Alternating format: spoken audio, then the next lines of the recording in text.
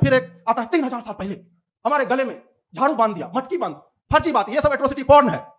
ये 1970 के दशक में ये वामपंथी बकलोली मात्र है। कोई प्राइमरी सोर्स में यहां पे खड़ा हूं, सर्च करके मुझे दिखाओ कि कब से ये आया 3000 साल का, किस लिटरेचर में है, ये कहां पे है।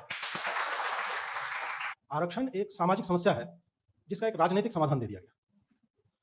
इसको और तोड़ करके समझाऊं तो आपकी दांत में सड़न है, वो एक मेडिकल प्रॉब्लम है, और आपको कहा दिया गया कि एक अंबेडकर स्वर्ण जड़ित योजना हम चला रहे हैं, सोना आपके दांत पे चढ़ा दिया जाएगा और ये लेके चलो और बाद में जब मरने लगोगे उसको बेच लोगे, कुछ पैसा भी मिल जाए। तो इसको इसी नजरिए से देखिए कि कोई डिनाई नहीं कर रहा है कि जातिवाद है समाज, बिल्कुल है।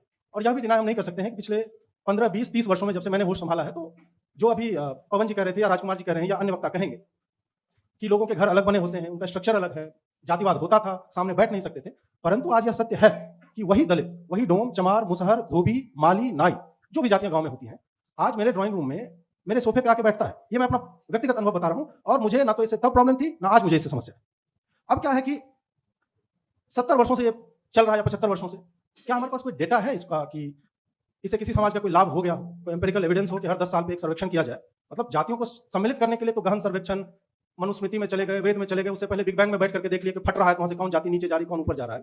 10-10 साल में कोई एविडेंस है कि हमने 10 साल देखा कि भाई किसी ने, अम्बेडकर ने सोचा, फुले ने सोचा, पेरियार ने सोचा, जो भी आजकल के जो भी दार्शनिक हो रहे हैं नए, तो उन लोगों में से किसी ने यह बताया कि भाई 10 साल में इन जाति समूहों को, जो हमने 17% आरक्षण दिया, 15% दिया आरक्षण, इसका उत्थान हो गया है। किन जातियों का हुआ? यदि नहीं हुआ तो हम क्या कर सकते हैं? आपको नहीं लग रहा है कि 75 साल या अनंत काल तक मतलब ये चलता जाएगा जब तक समानता? ये कौन सी बात है भाई? कौन ये मानदंड तय करेगा कि समानता जब तक नहीं? कोई एक टाइम फ्रेम तो होना चाहिए ना, क्योंकि उसका रिपरकशन जो समाज झेल रहा है। और मेरिट पे लोग प्रश्न कैसे उठा दे रहे हैं यार? मतलब how can you debate merit? योग्यता पे कैसे कोई प्रश्न उठा सकता है? ये किस तरह की बात है? मतलब आप चाह रहे हो कि एक नदी है, हमने कहा कि भाई साहब हमारे पास कार है, साइकिल है, रिक्शा है, एक ब्रिज बनवा देते तो 3 मिनट में हम क्रॉस कर जाते। सरकार लेकर के आते हैं कि अंबेडकर नाव योजना एक चला देते हैं, सबको नाव दे दी जाएगी। तो अब अंबेडकर नाव योजना चल गई, सबके पास नाव आ गई। कार वाले जो हैं, बाइक वाले हैं, साइकिल वाले हैं, हो सकता है खे हुए के किसी तरह उस पार पहुंच जा रहे हैं। एक वर्ग ऐसा बोल रहा है कि यार हमको नाव ही चलाने नहीं आता है। आई कि ठीक है, तुम्हारे लिए फुले नाविक खेव योजना हम देंगे। उसमें क्या होगा कि खेवनहार दे दिया जाएगा कि हम नाव को चलाओ और भाई साहब बैठे उस पार जाए। उस पार वो आदमी उतरा, आप सोच रहा है कि यार अब मैं करूं क्या, तो गया हूं इस पार।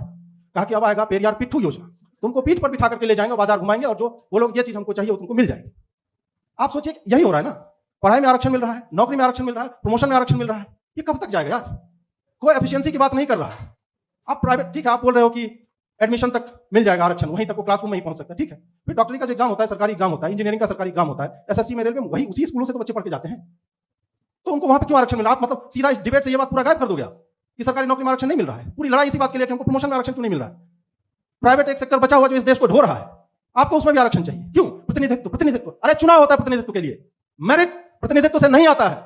मेरिट के कुछ मानदंड है। मेरिट आपको एक उत्कृष्ट सर्जन बनाता है, और प्रतिनिधित्व आपको केवल उस कक्षा में पहुंचा सकता है। उसके बियॉन्ड आप कुछ नहीं उखाड़ सकते जीवन में। इस बात को हमें और आपको समझना चाहिए। फिर एक आता है 3000 साल पहले हमारे गले में झाड़ू बांध दिया, मटकी बांध। फर्जी बात है, ये सब एट्रोसिटी पॉर्न है। ये 1970 के दशक में ये वामपंथी बकलोली मात्र है। कोई प्राइमरी सोर्स में यहां पे खड़ा हूं, सर्च करके मुझे दिखाओ कि कब से ये आया 3000 साल का, किस लिटरेचर में है, ये कहां पे है।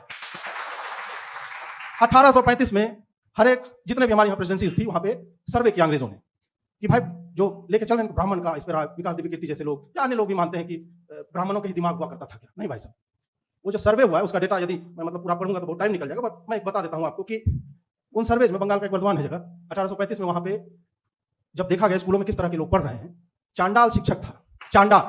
चांडाल डोम से भी गिरा हुआ होता है। उस समय में बोल रहा हूं, मैं नहीं मानता, ये अंग्रेज ये मानते थे। उन्होंने कहा कि दलित है, पीड़ित है, वंचित है, और उसी कक्षा में ब्राह्मण भी पढ़ा कितना परसेंट? 17%।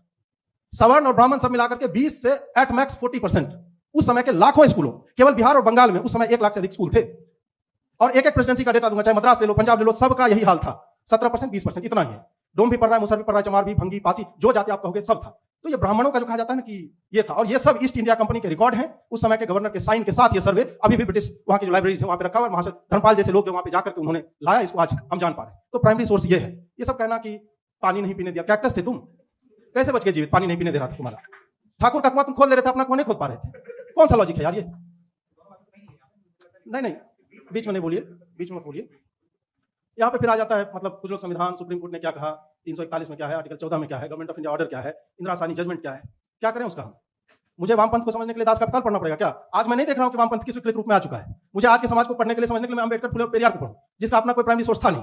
जो मन में आया लिख दिया, जो मन में आया बोल दिया। ठीक है, आपने उनका आइडेंटिफिकेशन करके इतना बड़ा बना दिया कि मेरे द्वारा यह बोलना भी ईश निंदा, ब्लास्फेमी के समान हो सकता है, SC ST एक्ट लग जाएगा। बट थैंकफुली उसमें 84% लोग ओबीसी समाज से फंसते हैं। ये भी है, ये सब सत्य है कि जो ये एट्रोसिटी ब्राह्मणों पे डाला जाता है ना, सो कॉल्ड सवर्ण कास्ट पे, उनका जो आधार बिंदु है, जो आप डेटा पॉइंट्स आप देखोगे सब में ओबीसी फंस रहे हैं। कन्विक्शन रेट 8% है। तो ये सारा कुछ, मैं ये नहीं मान रहा हूं अभी भी कि जातिवाद समाप्त हो गया देश में, है। उसका तरीका मैं 2 रेडिकल सुझाव दूंगा कि ये कैसे समाप्त हो सकता है। पहला, एक जो ज्यादा रेडिकल है वो ये है कि अभी से जो भी सरकार आईआईटीज खोले, आईएम्स खोले, स्कूल खोले, जो भी खोले, जोड़े में खोले। मतलब क्योंकि उसका मैं बताऊंगा रीजन क्या है। ये क्या होता है कि आईआईटी में बच्चे पहुंच तो जाते हैं आरक्षण से, 90% फेल कर जाते हैं। कहा जाता है नहीं वहां ब्राह्मण प्रोफेसर है, नाम देख करके फेल कर देते हैं। मतलब मैं अजीत भारती हूं, पिता का नाम रामविलास सिंह है, अपना टाइटल मैं छुपाते घूम रहा हूं एक सवर्ण होकर के, क्योंकि लालू के टाइम का वो रेजीम हमने देखा है। और तुम यहाँ पे ये लोड हमारे ऊपर उल्टा डाल दोगे तुम कि दूसरी जातियां अपना टाइटल छुपाए घूम रही थी। मैं उसका भुक्तभोगी हूं, मेरी पूरी जनरेशन। नाम में जो है राजेश, रंजन, प्रत्युष, प्रकर्ष, इस तरह के नाम जिसमें जाति नहीं होती है, सवर्ण छुपा रहे थे। जो भी कारण हो, मैं इसके लिए उनको नहीं ब्लेम कर रहा हूं। अब मैं जो सुझाव दे रहा था कि जोड़े में खोलो, आईआईटी 2 खोलो, आईएम 2 खोलो, और एक में केवल आरक्षित वर्ग के लोग ही पढ़ें, वही माली का काम करें, वही पानी पटाएं, वही शिक्षा दें, वही जांचें, और उनका पूरा एक इकोसिस्टम तैयार होने दो। इधर अनारक्षित में बोल रहा 75% आरक्षण करके अलग हटाओ, 25% दे दो, तुम 25% दे दो, ये कर दो। ये हो सकता है क्या? ये यदि आप लोग कर पाए तो ठीक है। दूसरा जो है वो ये है कि एक योजना है जिसमें आरक्षितों को पहले से ही 70% दे दिया जाए। स्टार्टिंग लाइन की बात हो रही थी ना, पहले ही 70% दे दो, उसके बाद उसके ऊपर से जो भी वो एग्जाम लिया जाए उसमें नंबर उसका जोड़ दो। हो सकता है 100 में 112 नंबर ले आए, तो इससे मुझे लगता है समाज में बहुत विकास हो जाएगा। Thank you so much.